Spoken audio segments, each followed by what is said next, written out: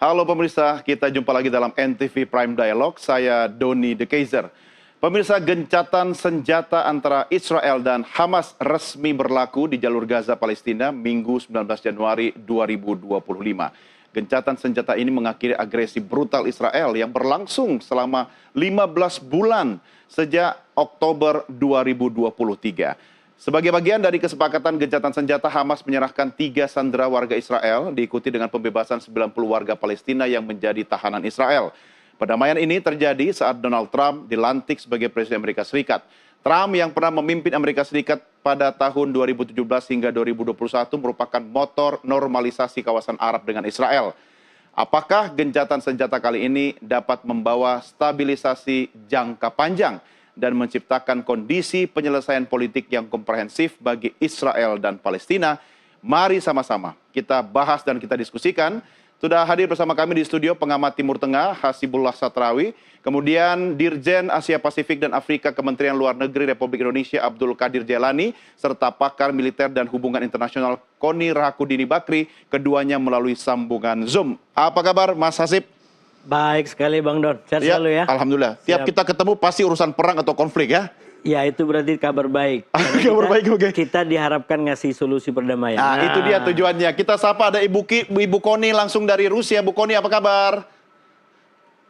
Selamat sore, sama kabar baik, terima kasih. Ya. Senang banget akhirnya terjadi gencatan senjata ini. Terima kasih Bu Koni. Pak Jailani, sehat Pak Jailani? Alhamdulillah Mas Doni, gimana kabarnya? Kabar baik dan kita semua bahagia. Akhirnya yang dinanti-nantikan oleh khususnya orang Palestina ya dan Israel ya, dan Israel yang kedua gitu kan. Ini yang paling prioritas Palestina gitu kan. Sama sebenarnya. Sama sebenarnya. Dalam perspektif korban sama-sama butuh perdamaian. Oke, tapi sebelum kita pertajam diskusi kita, saya ajak Anda semua mari kita simak sama-sama tayangan yang berikut ini.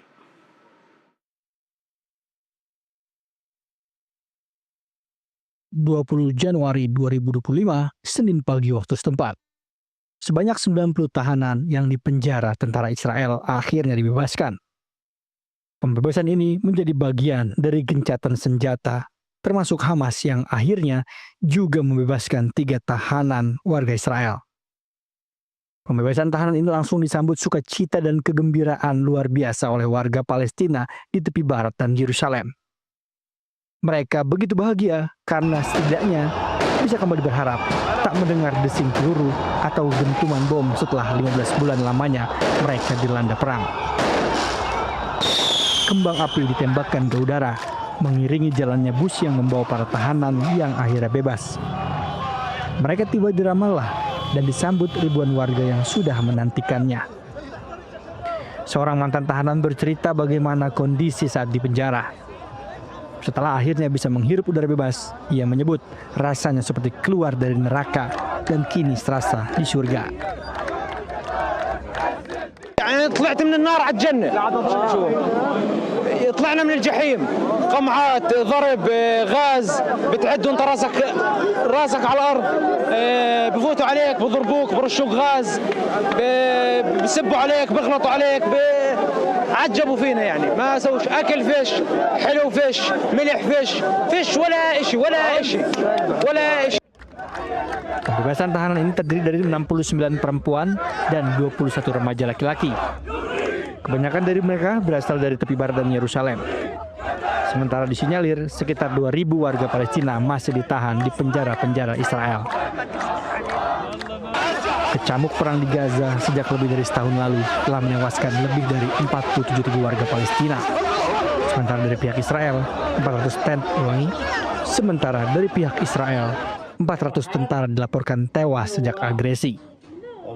Kini, gencatan senjata diresmikan selama 6 minggu yang membuka jalan bagi bantuan internasional untuk bisa masuk ke Gaza.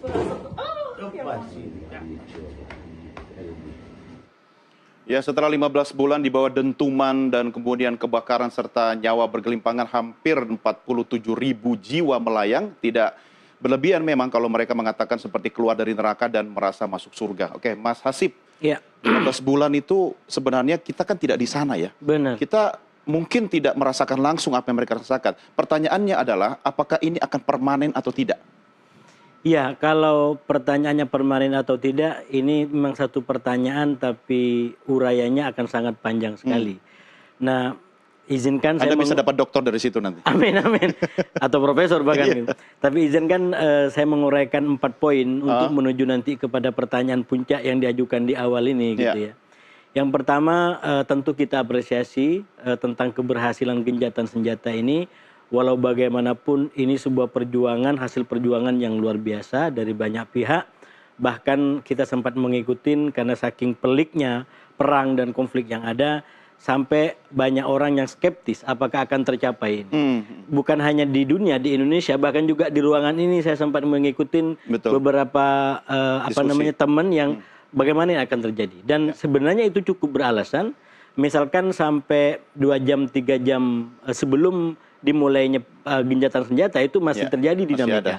Jadi memang orang yang mungkin kehati-hatiannya cukup dan kita ngikutin perkembangannya itu yang mungkin agak lebih pesimis. Tapi kita memaklumi kalau ada yang nanti ada yang lebih pesimis daripada optimis. Jadi ini sebuah sekali lagi keberhasilan dari perjuangan para pihak. Dan catatan saya yang kedua, saya menyebutnya keberhasilan sekarang ini tidak terlepas dari tambahan komposisi mediator. Saya menyebutnya awalnya mediator hanya 3 murni, yaitu Qatar, lalu Mesir, dan Amerika di bawah Joe Biden. Dan ini minimal dari November, gencatan pertama sampai kemarin ini tidak kunjung berhasil. Terutama dengan dinamika yang panjang kalau mau kita bahas, termasuk salah satunya adalah Pilpres di Amerika yang luar biasa, walaupun akhirnya sikap Netanyahu berpihak kepada kemenangan Trump dan Trump akhirnya menang. Saya membaca pada fase itu pertarungannya luar biasa, tapi inilah faktor 3 murni. Nah, yang sekarang perundingan berhasil karena menurut saya ada tambahan suntikan tenaga yaitu menjadi 3+. Dari Qatar, kemudian Mesir dan pemerintahan Joe Biden ditambah tim transisi Trump.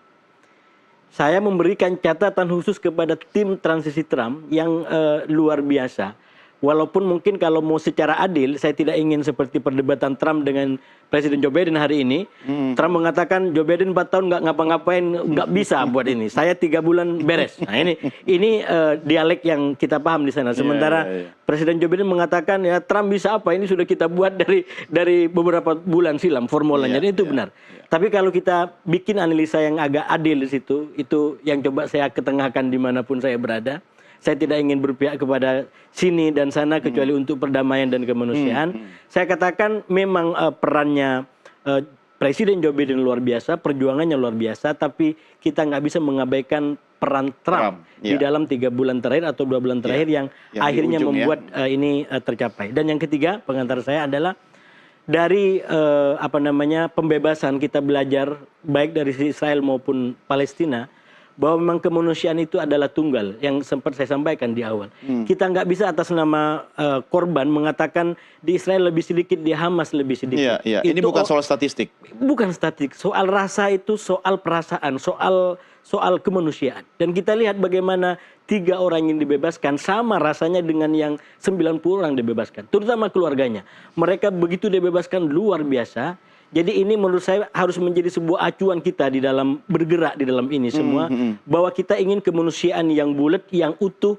Bukan yang kemudian ini manusiawi kalau kepada golongan tertentu, tapi tidak berlaku bagi golongan yang lain. Nah oleh karena itu catatan saya yang keempat, ini pada akhirnya yang saya belajar dari gencatan senjata. Tidak ada hal positif yang saya masukkan di catatan keempat. Kalaupun harus berkontestasi, mari berkontestasi secara positif, bukan secara destruktif. Apa contohnya? Kontestasi apa maksudnya? Antara Israel dengan Hamas atau Palestina? Boleh. Dengan siapapun kita boleh berkontestasi, tapi jangan dalam bentuk hancur-hancuran begini. Dan ini sebenarnya waktu mau pembebasan ada kontestasi itu. Sekarang ini kan kayak semacam kontestasi siapa yang paling berkomitmen.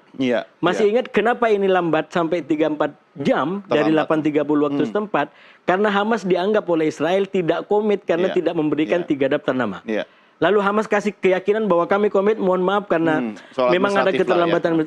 Bagi saya ini positif. Oke. Kalau kita mau berkontestasi, ayo kontestasi secara positif, Iya. bukan dengan ngebom ke sana kemari. Iya, fastabikul khairat ya. Ya, ini dalam konteks samawi ya. Saya katakan ini adalah keluarga, Iya, iya. Kristen, Islam, Yahudi, keluarga, dan itu adalah Betul. perjuangan Betul. saya Nah, terus terang iya. secara Itu pribadi. satu keluarga memang. Satu Memang yang keluarga. paling sering berantem itu karena saudara kan? Karena saudara. Satu keluarga. Jadi bagus kalau ini dikembangkan kontestasi positif. Oke. Ayo kita jaga perdamaian, jangan biarkan orang untuk menjadi saling bunuh Iya. daripada kontestasinya negatif dalam bentuk Ya, dan peperangan. tugas Anda bertiga untuk juga ikut berkontribusi. Saya ke Bu Koni dulu. Bu Koni, meski kadang saya berpikir pribadi ya, apa tidak fair gitu ketika melihat Gaza itu sudah luluh lantak seperti itu, kemudian akhirnya oke, kita damai setelah habis-habisan genosida, maafkan istilah saya gitu kan. Iya. Tapi dalam perspektif militer, bukan soal menang kalah, apa yang bisa disampaikan Bu Koni?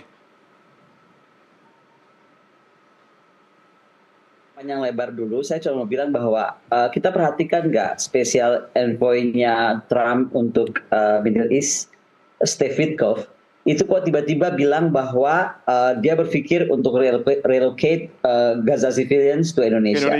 Itu adalah statement yang menurut saya nggak main-main dan kita harus pikirkan serius. Karena pertama, kenapa ide itu muncul? Apakah karena melihat begitu semangatnya Indonesia untuk memerdekakan Palestina dan menyelesaikan masalah Palestina? Tapi buat saya ini kalau toh ini diterima, nanti mungkin Bapak Dirjen dari Kemlu bisa lebih jawab, bisa jauh lebih baik. Tapi intinya buat saya ini mungkin bisa jadi masalah baru. Karena dari satu perspektif tentang ide Witkoff ini bisa juga dianggap bahwa terjadi pengurangan orang Palestina dari area Palestina. Itu nomor satu. Yang kedua, yakinkah kita akan menerima mereka karena urusan pagar laut aja nggak selesai-selesai itu urusan di antara kita sendiri, apalagi nanti ada urusan dari negara lain datang di kita tampung dengan semua lembaga internasional terlibat. Jadi sebelum kita bahas lebih jauh, saya mau ingatkan dulu tentang statementnya Steve Witkoff, karena itu menurut saya lebih penting. Bahwa tentang senjata ini, kalau saya kaitkan dengan pertanyaan pertama tadi, saya tuh agak ragu ini bisa lama berjalan. Karena bagaimanapun juga kita harus memahami, siklus ini kan berulang. Bahwa gencatan senjata ini terjadi, terima kasih, thanks God it happened. Tapi siklus ini itu berulang. Ada beberapa masalah akar yang tidak pernah selesai, yaitu bagaimana sengketa wilayah, hak pengungsi misalnya, dan akses terhadap sumber daya itu menjadi masalah yang akan muncul. Lalu ada kurangnya kepercayaan dan komunikasi antara mereka, pengaruh ekstremisme. Ketika saya ngomong ekstremisme ini nggak bicara soal bagaimana kelompok garis keras Hamas aja di Gaza, tapi juga tentang kelompok sayap kanan di Israel yang banyak juga komplain tentang ceasefire ini. Lalu kondisi kemanusiaan, karena kondisi kehidupan yang buruk itu akan memicu kebencian, memicu kemarahan, memicu permusuhan. Itu mudah. Lalu kurangnya mekanisme akuntabilitas. Jadi ada kesepakatan tuh seringkali tidak memiliki mekanisme yang dapat menegakkan kepatuhan. Nah itu juga akan menjadi masalah, dan bagaimanapun mediatisasi dari dukungan internasional itu perlu. Saya merasa agak berat ini untuk bertahan lama. Sekali lagi mohon maaf, sekali ini saya agak half full ya melihat masalah ini. Karena ada pertukaran tahanan sandera yang nggak seimbang. Bayangkan Hamas sepakat membebaskan 33 sandera Israel.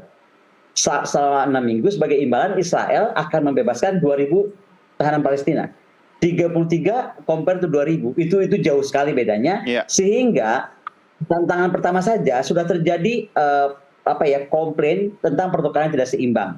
Ya kan, ini sudah ada banyak perdebatan. Kalau kita baca kritikus sudah memicu perdebatan, karena kalau begini, ini ada kesepakatan ini pertama tidak fair. Kedua adalah akan memperkuat kembali Hamas, memberi mereka peluang untuk berkumpul kembali, melanjutkan aktivitasnya. Ini sekali lagi dari perspektif keseimbangan ya. Saya nggak belain Hamas nih. Soal orang suka jadi salah baca seolah-olah saya menuduh Hamas atau membela Hamas. Saya cuma ceritakan tantangannya apa.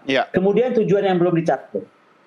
Meskipun gencatan senjata Israel ini terjadi, tapi belum tujuan Israelnya belum tercapai dari perspektif Israel, yaitu membongkar Hamas. Lalu ketiga, tekanan politik. Tekanan politik internal di Israel itu juga nggak mudah. Sekali lagi saya tadi bilang oposisi itu mitra koalisi sayap kanan itu sangat menentang pemerintah untuk menavigasi saat-saat gencatan senjata yang sedang terjadi. At the same time kita mesti positive thinking, tapi sekali lagi nggak mudah. Bagaimanapun jalan menuju perdamaian ini sudah terbuka, ya kan? Tapi untuk lebih permanen, ini kerangka kerjanya harus serius. Untuk betul-betul buat ini permanen itu kerangka kerjanya harus serius. Dan bagaimana kemudian kita harus bersyukur dengan ini dibuka, seperti yang disampaikan, bantuan kemanusiaan sudah bisa masuk, karena ini yang sangat banyak dibutuhkan. Nah, tapi yang paling penting sekarang bagaimana Amerika, bagaimana Mesir, bagaimana Qatar memediasi gencatan senjata ini. Jadi ini ada negara-negara yang menurut saya sangat terlibat. Tapi kembali ke statement saya tadi awal, kalau sampai ide memindahkan beberapa orang Palestina ini ke Indonesia, ini PR besar untuk Kemlu, PR besar untuk Menlu baru, PR besar untuk Presiden Prabowo. Oke, ini menarik. Pak Dirjen Jailani, tadinya saya anggap ini bercandaan ya di administrasinya Presiden Trump. Tapi kata Bu Kony tadi, kita harus antisipasi juga soal ini. Pak Jailani, bagaimana Anda membaca situasi ini? Di tengah kondisi kita sedang bahagia sebenarnya bahwa ada gencatan senjata, tapi ada PR yang tadi kata Bu Kony juga harus kita antisipasi. Komentar Anda, Pak Dirjen? Terima kasih Mas Doni. Pertama-tama kalau diperkenankan saya ingin menyampaikan terlebih dahulu bagaimana pandangan dan sikap Indonesia terhadap kesepakatan gencatan senjata yang silakan, Pak. dicapai. Kita pastinya sebagaimana telah disampaikan oleh Kementerian Luar Negeri, kita mendukung dan menyambut baik semua upaya untuk menghentikan kekerasan. Dan apalagi mewujudkan perdamaian yang memang sangat diperlukan oleh masyarakat Gaza. Saya juga sepandangan dengan pendapat Mas Hasbullah tadi yang mengatakan bahwa kesepakatan ini merupakan hasil upaya dan usaha keras yang telah melalui proses panjang yang sangat penting. Kesepakatan tersebut merupakan momentum penting bagi kita semua untuk menghentikan bencana kemanusiaan yang telah terjadi dan memberikan kesempatan buat kita untuk membangun kembali Gaza. Tapi pada saat yang sama kita menghadapi tantangan. Tantangan yang terpenting adalah bagaimana perjanjian tersebut dapat dilaksanakan secara efektif. Hal ini menjadi persoalan karena memang kita ketahui perjanjian gencatan senjata tersebut belum menyepakati hal-hal yang bersifat yang sangat krusial. Saya ambil contoh, misalnya komitmen untuk menghentikan peperangan secara permanen. Pengaturan tentang post-war governance ataupun pengaturan pasca perang nanti bagaimana. Pengelolaan wilayah Gaza itu seperti apa nanti. Dalam kaitan ini posisi Indonesia sangat jelas bahwa penarikan mundur pasukan Israel secara penuh merupakan suatu keharusan apabila kita memang benar-benar berkeinginan untuk menghentikan peperangan secara permanen. Pengelolaan Gaza tentunya itu terserah aspirasi dan kehendak bangsa Palestina sendiri yang tentunya dan pastinya akan melibatkan Palestinian Authority. Memang kita mengetahui Palestina tidak dapat melaksanakan tanggung jawab tersebut secara seorang diri, terutama kewajiban mengenai memelihara keamanan. Oleh karenanya bantuan masyarakat internasional termasuk PBB menjadi sangat penting. Dan dalam kaitan ini Indonesia sekali lagi komitmen untuk ikut serta dalam upaya masyarakat internasional untuk membantu rakyat Palestina membangun kembali Gaza. Mengenai pernyataan sepihak yang disampaikan tadi, ada wacana untuk mengirim pengungsi, saya tidak tahu persis itu beritanya dari mana, bahwa untuk menyelesaikan persoalan rekonstruksi Gaza, maka rakyat Palestina sebagian akan dipindahkan ke Indonesia. Terus terang kami dari pemerintah belum pernah belum mengetahui secara pasti. Nggak pernah diajak bicara juga ya Pak ya? Belum pernah diajak bicara, dan satu hal yang pasti detailnya seperti apa kita tidak mengetahui. Namun satu hal yang ingin saya pastikan bahwa posisi Indonesia dan posisi negara-negara OIC terutama sangat jelas dalam kaitan ini, yaitu kita tidak menginginkan setiap upaya untuk mengosongkan wilayah Palestina. Karena upaya ini bukan baru sekarang ini dicoba, sudah ingin dicoba beberapa kali dalam waktu yang lalu. Mungkin Mas Doni ingat bagaimana ketika dalam konflik itu perbatasan Rafah ditutup. Betul. Karena memang salah satu strategi Israel adalah melakukan pengusiran terhadap orang-orang Palestina. Iya, namanya juga usaha Pak Dirjen. Mungkin mereka tetap usaha tapi lewat mulutnya Amerika begitu ya? Ya betul. Oleh karenanya saya tidak bisa mengomentari sesuatu yang kita tidak tahu persis detailnya. Ya, oke, menarik. Karena memang kalau bicara Trump, dia kan memang agak unik ya, Mas Hasib ya. Cuma pertanyaan saya sebenarnya begini, kalau kita melihat dari substansi tujuan Israel, kemudian akhirnya melakukan tanda petik ya, perang, serangan, genosida selama 15 bulan, itu dengan gencatan senjata kan belum tercapai. Ya, tadi dikuatkan oleh statementnya Bu Kony gitu kan. Dan Hamas masih berkuasa gitu. Benar. So, saya kok jadi gelisah kata Bu Kony juga, ini nggak permanen ini, basa-basi ini gimana nih? Memang ada satu puzzle yang hilang untuk bisa menjawab ini. Saya di akhir kesempatan ini saya akan nyampe ke sana. Tapi kalau kita bicara tentang apa yang dirasakan Israel dan dirasakan Palestina hari ini, gencatan senjata ini kalau kita ilustrasikan dengan warna, bagi Palestina itu dirasa sebagai warna kemenangan. Jadi warnanya hijau semua, dari rakyat maupun pemerintahan. Tapi kalau di Israel, ini agak warna-warni lebih banyak merahnya. Tergantung sipilnya atau militernya begitu? Mungkin sipilnya terutama keluarga korban itu hijau dengan ini semua. Minimalnya dari keluarga korban, walaupun secara statistik, secara studi, ada studi yang mengatakan 61% warga Israel mendukung gencatan senjata ini. Dan itu lagi-lagi, pasti perspektif korban, perspektif sandera. Tapi kalau kita bicara tentang pengambil kebijakan, itu yang disampaikan Ibu Kony, hampir semuanya adalah mirah. Memang 24 menteri itu menyatakan mendukung ini, dan tapi banyak juga yang cabut kan? 6 bahkan sampai 7 atau 8 angkanya kurang lebih segitu, itu yang mengatakan tidak setuju dengan ini semua. Artinya apa? Sebenarnya secara ide-ide kanan ini yang disebut oleh Bu Kony sebagai kelompok kanan atau ekstrem Israel memang tidak mau untuk menerima gencatan senjata ini. Salah satunya apa? Karena 3 target yang dipasang oleh Netanyahu itu tidak tercapai. Yang pertama yang dikatakan tadi soal memaksa keluar.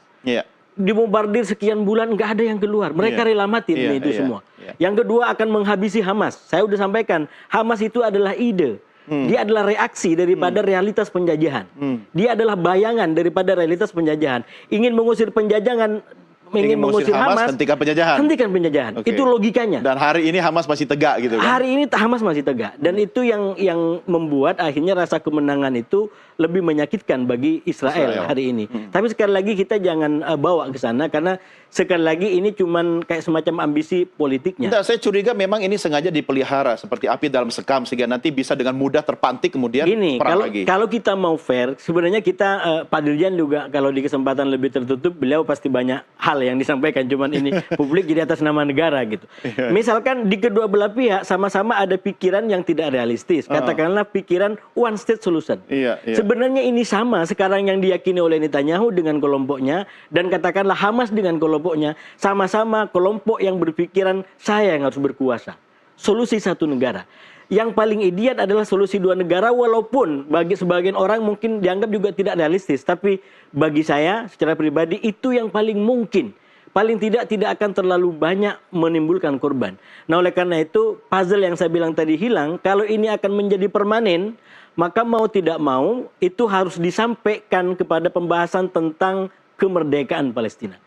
Nah, saya berharap dari Trump yang baru ini, walaupun kalau kita lihat Trump yang lama itu kayaknya skeptis, karena sekali lagi banyak hal yang membuat orang kemudian terlalu anti-Trump atau bahkan anti-Amerika dengan gaya Trump yang periode lama, tapi nggak pernah tahu orang itu seperti apa.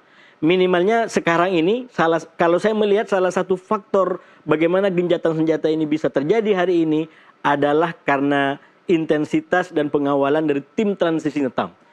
Paling tidak itu meyakinkan Netanyahu. Karena ini faktornya adalah Netanyahu. Berkali-kali sudah mau deal, Netanyahu bikin ulah. Ada syarat belum dipenuhin, nggak jadi pula kan? Tapi kan syaratnya juga salah satu kalau kemudian Hamas kemudian sedikit saja mengingkari, Israel kembali membombardir dengan dukungan Amerika.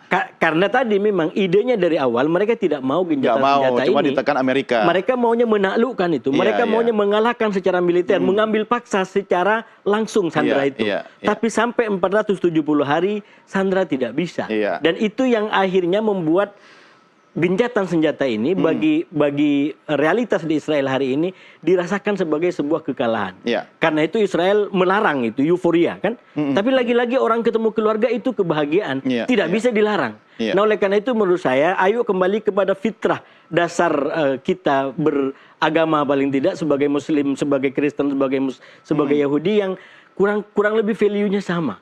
Ini tentang bagaimana kita merasakan persaudaraan itu. Ini soal kemanusiaan. Lah iya, Kemanusiaan adalah agama kita bersama. Benar. Tapi saya jadi ini lagi nih, skeptis lagi tadi. Kembali ke Bu Kony gitu kan. Karena kalau tim transisi Bu Kony yang bilang, ya saya nggak tahu ya kalau di Amerika mungkin, bukan mungkin ya, pasti serius dong itu. Kalau tim transisi mengatakan bahwa idenya nanti akan membawa orang-orang Palestina atau Gaza kemudian salah satunya ke Indonesia. Wah, ini PR-nya Pak Dirjen, ya kan, Mas Hasib juga akan tambah banyak. Saya tidak bisa membayangkan kalau dulu kita kedatangan manusia perahu dikasih satu pulau. Kalau ini pasti berbeda. Yakinkah Anda, Bu Kony, ini akan kemudian dikerjakan secara serius oleh administrasi Trump? Kalau iya, apa yang harus kita lakukan? Saya kira gini ya, dalam level seorang special envoy dari seorang presiden, dia nggak mungkin ngomong sembarangan. Apalagi disampaikan di NBC dan di Jerusalem Post. Jadi ini bukan gosip, ini statement resmi dari Steve Witkoff bahwa dia akan melakukan population regulation proposal.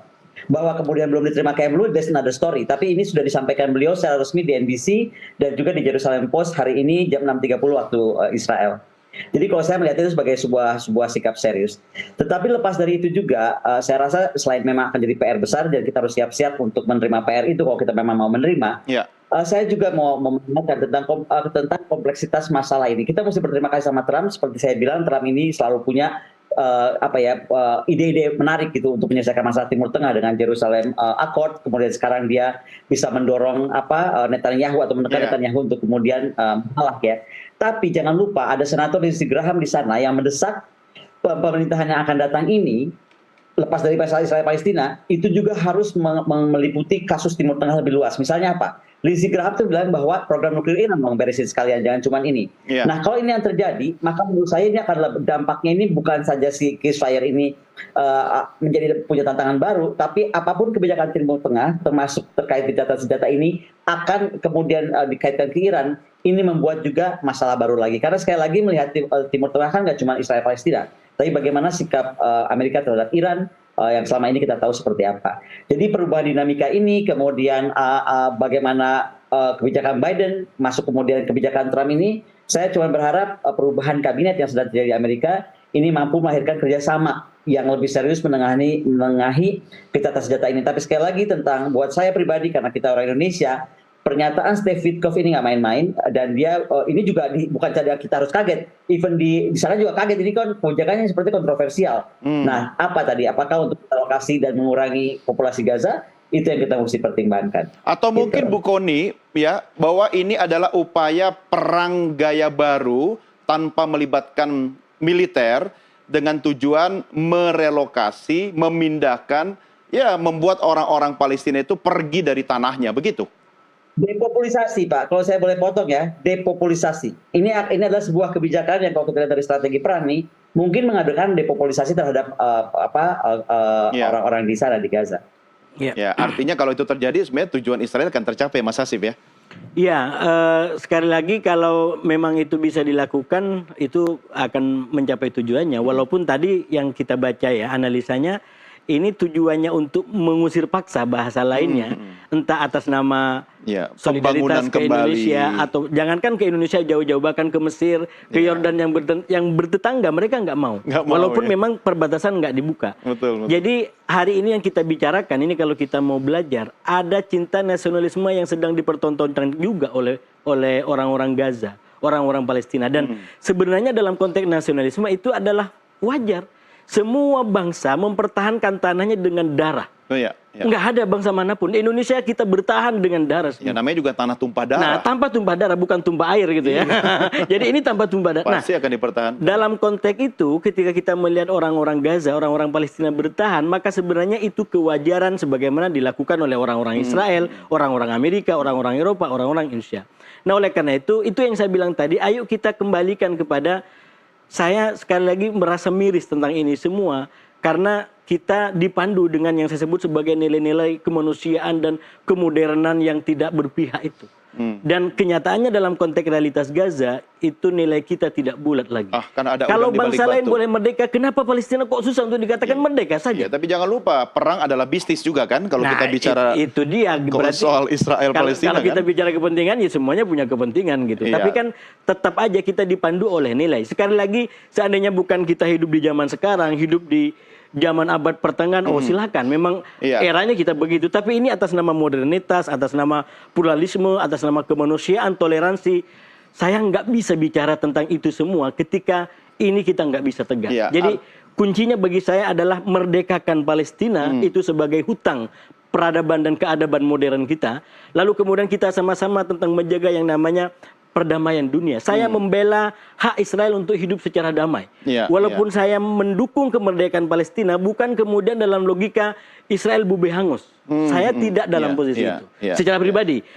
Palestina merdeka berdampingan secara indah menghormati dengan Israel. Walaupun kata Pak Dirjen itu mimpi gitu. Saya mengikuti kata Pak Dirjen itu mimpi. Tapi semua diawali dari sebuah mimpi. Betul. Kemerdekaan Indonesia juga diawali dari sebuah mimpi. Kita mimpi dengan yang indah. Nah, Pak Dirjen, pertanyaan saya adalah, kalaupun ada pihak-pihak yang sangat pesimis perdamaian ini akan abadi, berkelanjutan dalam jangka panjang, apakah kemudian kita harus mengubah kebijakan luar negeri Indonesia yang selama ini untuk kemudian melakukan reposisi atau mengantisipasi perubahan dunia yang semakin tidak bisa dibaca ini? Gimana Pak Dirjen?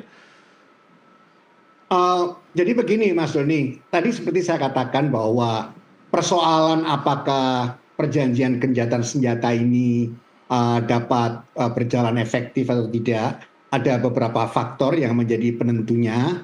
Pertama adalah faktor dari teks perjanjiannya itu sendiri.